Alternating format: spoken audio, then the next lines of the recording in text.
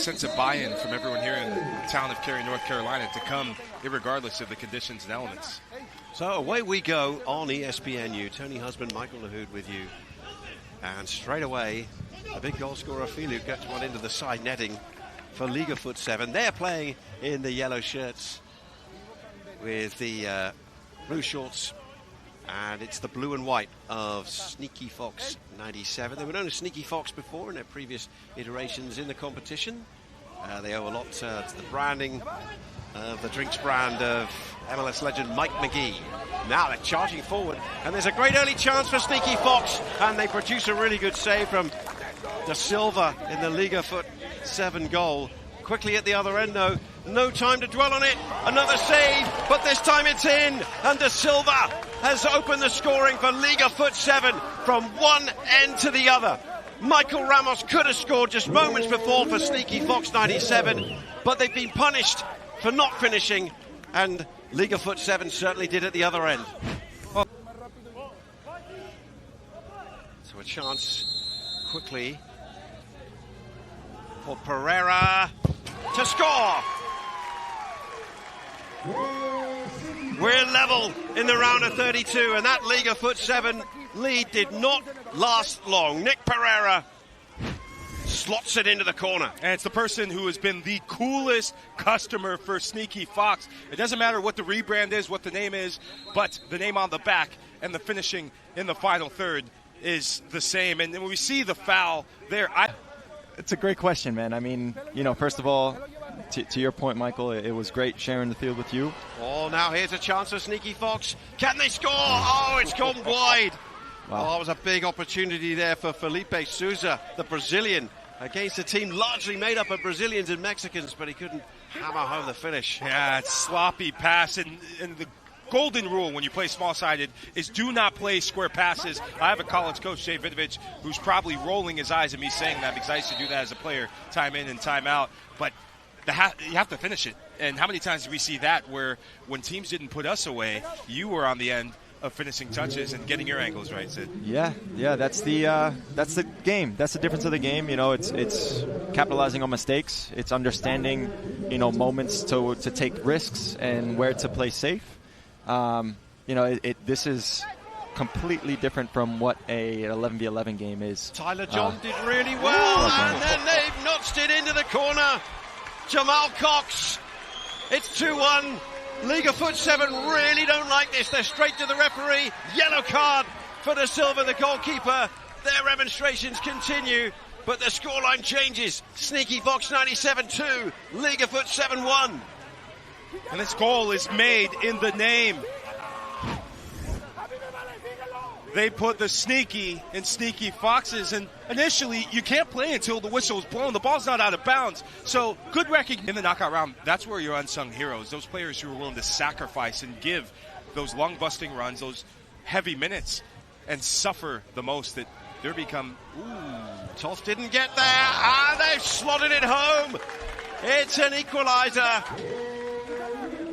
Liga Fut have got themselves level through De Souza.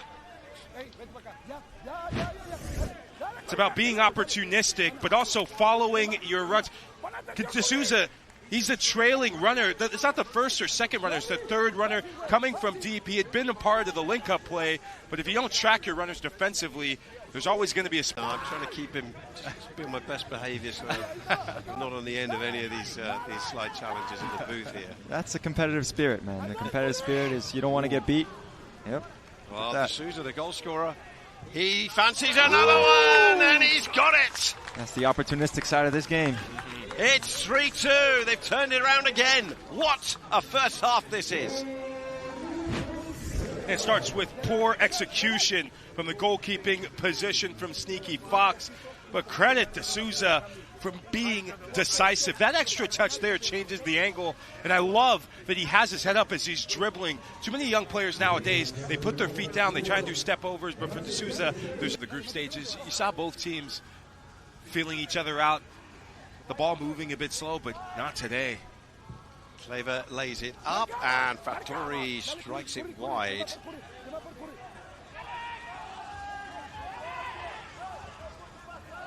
Played short for Lucas.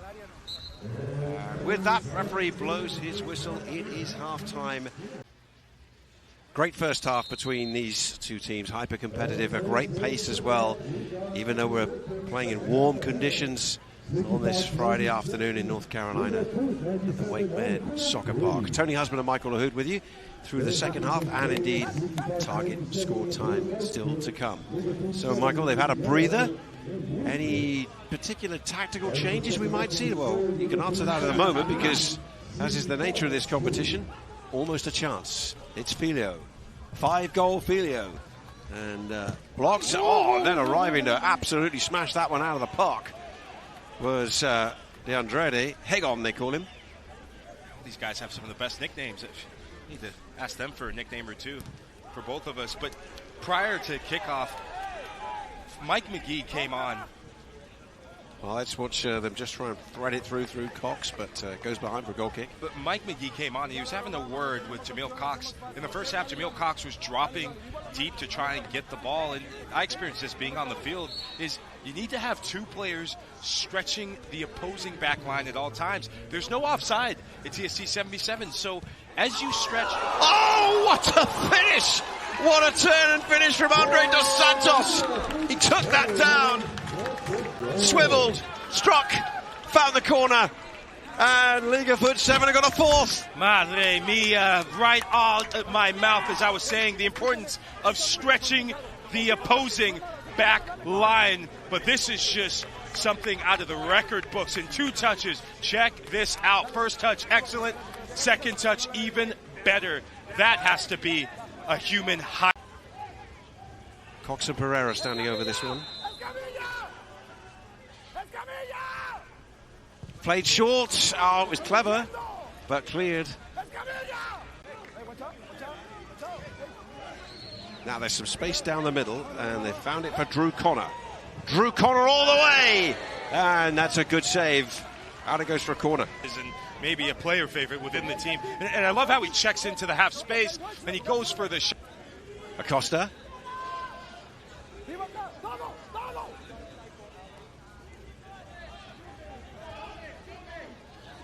Sizing up his man, finds room to shoot. What a goal! Oh yes, Leo Acosta! Sneaky Fox 97 explode back into this game.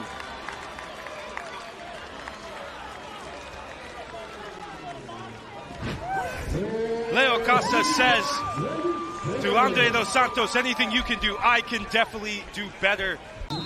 Cary, North Carolina, and here he comes to lash it. Not far away. No, it really wasn't. In Major League Soccer during his time, he's one of the best 1v1 players when he gets in the final third. Sneaky Fox putting the motors down through Jamal Cox, and he's lost it. And here comes Filio. Laid back for the shot. Oh, the save has fallen into the path of Dominguez, and he's put it in. And Liga Fut7 have got a fifth.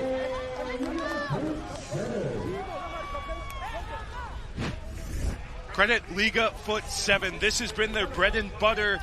It's second chance and second phase opportunities. Chris Toff making the first save, but it's play on, and it's Connor trying to get one back. Good save, down to his right. Amina turns it behind for a corner for the Sneaky Fox 97 group. One of them was Pereira, who made the cross, and that is it for regulation time. So target score time to come, and US women against Angel City Sevens. That will follow that game. But we're into target score time now. Tony Husband and Michael Lahoud with you here on ESPNU, and you not get many better chances than this to wrap it up. Is the Sneaky Fox journey over? Are Liga Fut7 taking a giant stride forward in TST? We're about to find out. Don Nascimento sends them into the round of 16. Liga Fut7 scores 6 on the day, and a wonderful scene of celebration on the field. They're mobbing their hero, and